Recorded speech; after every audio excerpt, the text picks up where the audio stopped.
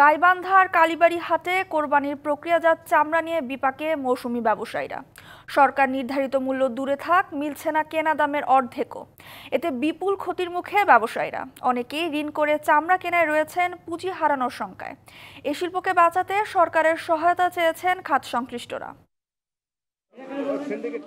প্রতিবারের মতো এবারও কোরবানির পশুর চামড়া সংগ্রহ করে লবণ দিয়ে প্রক্রিয়াজাতকরণে ব্যস্ত গাইবান্ধার পলাশবাড়ির মৌসুমি চামড়া ব্যবসায়ীরা। কেউ চামড়ায় লবণ দিচ্ছেন, কেউ ভালো চামড়া বাছাই করে স্তূপ করে রাখছেন।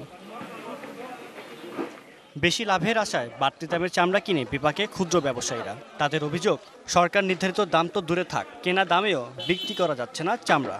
আমরা তো 200 টাকা 250 টাকা, তা আমাদের পিছিয়ে তো 900 টাকা 800 টাকা নাই। বর্তমান হাটের অবস্থা ভালো নয়। চামড়া কিনে হয়েছে 800-900, কিন্তু সেই চামড়া হাটে নিয়ে আসা চামড়ার কোনো খরিদ্দার মিলতেছে না। আমাদের মালের বাজার সরকার যে রেট দিছে সেই তুলনায় আমরা অনেক লস খেয়ে যাচ্ছি। চামড়া তো নিয়ে আসছি, কিন্তু যে দামে আমরা কিনছি কিন্তু সেই দামে আমরা পাচ্ছি না।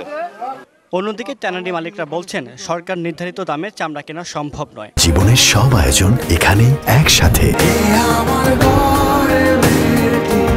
সরকার যে রেটটা দিছে এটা অনেক বাড়তি রেট, এটার সাথে আমাদের সাথে কোনো মিল নেই।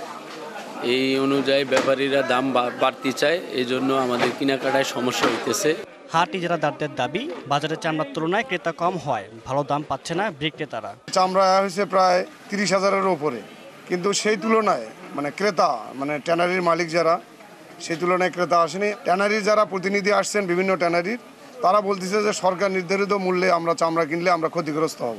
চামড়া শিল্পকে বাঁচাতে সরকারের সহায়তা চান চামড়া ব্যবসার সাথে সংশ্লিষ্টরা। DBC news desk.